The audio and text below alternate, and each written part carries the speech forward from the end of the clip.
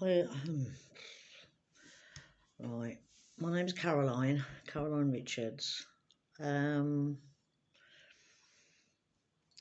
highlighting this information for anyone who lives in England, Wales or Northern Ireland. I'm just an ordinary person. As you can tell, I'm not probably going to be very good at this. I'm just a mom. I've got 2 children, Stacey and Kristian.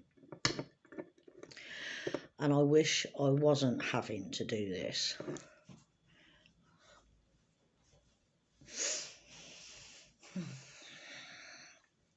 Because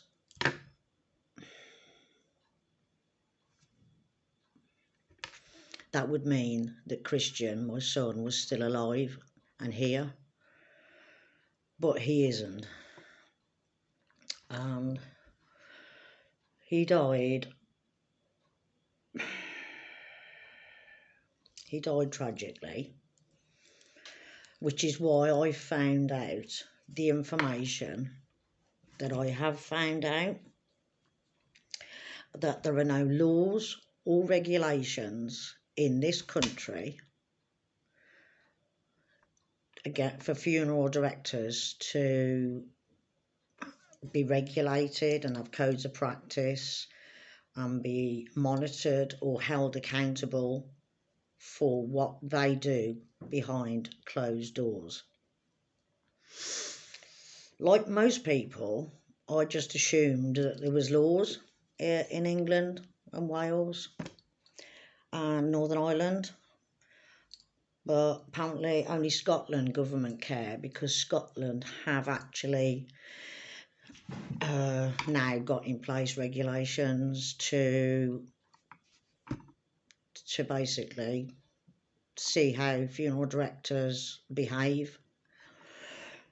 Anyway, so I'll explain briefly how my son came to die, which was the 10th of September 2019. My father was at home and he passed away at home. So I rang Kristian to let Kristian know that his granddad had died. So I know that when Kristian died, he died with love in his heart, because all he wanted to do was come and say goodbye to his granddad. But sadly, he was in such a hurry, he drove far too fast, he crashed and he died on his way. So I was still at my dad's with my dad's dead body, saying my goodbyes, and then the police had to come and tell me that my son was now also dead. So that was that. But this video is about what happened after, when I entrusted my son's body, my precious boy, to a local funeral director in Kidderminster, Lyle Avenue, called Keith Boriston. Well, because my son had died in a road traffic accident, he had to be taken to Worcester Mortuary, where the coroners, morticians, have to, by law, carry out an autopsy to determine death, which I fully accept. Now, these people are qualified, educated, and they are only doing the job for the purpose to determine the death. So, you know, we all accept that. So when the funeral director, Keith Boriston, collected my son's body from the mortuary and took him back to his premises in Kidderminster, Boriston came to my home for me to sign some paperwork as Kristian was getting cremated. And I signed the paperwork, which I can show you, or which does highlight, I've highlighted it, it does say, this is Boriston's paperwork from the crem. It says in question 7 of the form, crematorium 1 form, says in question 7, do you consider that there should be any further examination of the remains of the person who has died? And I have ticked no.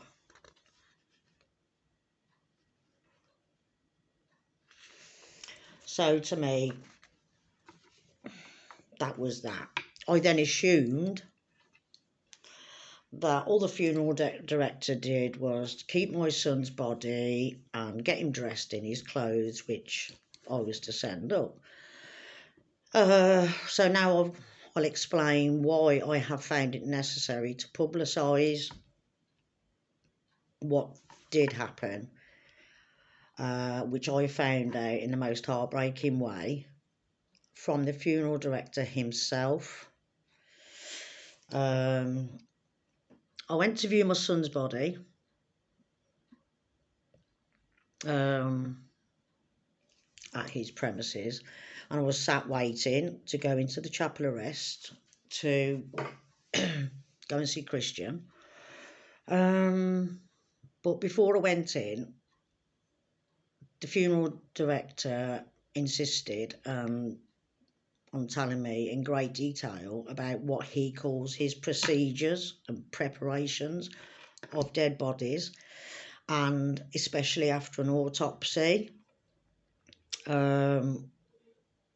which I was like, I didn't know what he was on about.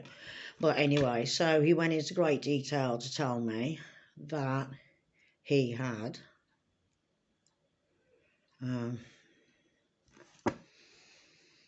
reopened Kristian's chest. So his words were, I undo the coroner's work. So I unstitch that part of the chest because I like to know, this is his words, I like to have a look and check all the organs are in place because the coroner's never put them back in right. And I like to know, hand on heart, to all the families, that their family member's body is complete. I just felt sick. I didn't want to talk about it. I didn't understand why he was going into all this detail. All I wanted to do was go and see my son. I tried to change the subject. He was having none of that. Then he carried on to tell me something else that he does, which I won't divulge because it's too upsetting, regarding my son's injuries. Now, my son died of head injuries. His body, his face was all intact apart from a minor scratch on his hand. Then he took me into the chapel of rest and also told me what he'd done with Kristian's head, and he had manipulated it to face my dad's coffin, which was also in there. Now, I have all this information in black and white in emails because I communicated with Boriston and requested and asked him, why did you do the things you did to my son? It was unnecessary. You didn't have to reopen him. I said all this, but he just said it's what he does. And he thought I was a strong enough woman to deal with the truth. But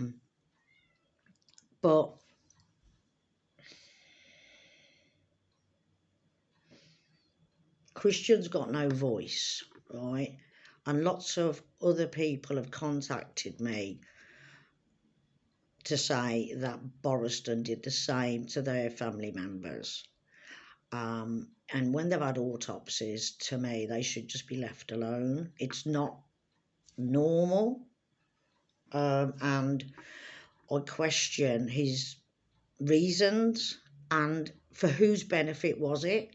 Because it certainly wasn't Kristian's benefit, and it certainly wasn't for my benefit. And it's impossible to even put all the organs back in the correct place. It's just impossible. So to me, it was abuse and assault of a deceased body. And they've got no voices, but I have. Which is why I was shocked when I contacted the police, the coroner, solicitors, the funeral federations, even Citizens Advice Bureau, and they all explained that because there's no laws and regulations in place, that people can do whatever they like. Now, to me, if he'd have took a scalpel to my son, to his chest when he was living, he would have got done for assault. But the government are saying, well, he was dead, so it doesn't matter. They don't care. Which is why I've got to contact them to get a petition. Because anybody from any walk of life can open up a funeral parlour, open a business, start trading, take in your precious loved ones and do whatever they like behind closed doors, because the government don't care. They just don't care enough to put regulations in place for funeral directors. Now, obviously, there are good funeral care homes out there that do respect the deceased and treat them in a dignified manner. And they would welcome regulations and laws, because they know they could get rid of the bad ones then, who do unnecessary things behind closed doors that you and I would normally never find out about. But what I'm saying is, like, I'm not asking you to care about me. I'm not asking you to care about my boy. What I'm asking you to do is care about your son and your daughter and your mom, your dad, your family. Because believe me, this is going on. And he's not the only person who does unnecessary, undignified things behind closed doors. There's other horror stories I could tell you about him, but it's not my story, so I can't tell you. So this is why I'm asking you to sign the petition so we can get the government to look at enforcing laws and regulate all funeral directors, which will be backed up by the good funeral directors. And then you can know that one day you've made a difference to somebody in your family, that you tried, because that's all I'm doing now. I can't let this go unheard. I can't let it go. We have to do something. And I'm under a lot of pressure, because we need 100,000 signatures by the end of May this year. So it's just a couple of months away. For them to even look at it in House of Commons and actually discuss it and say, well, do you think we should have regulations? I mean, Scotland have already done it. But the English government just keep passing it off, saying it's not important,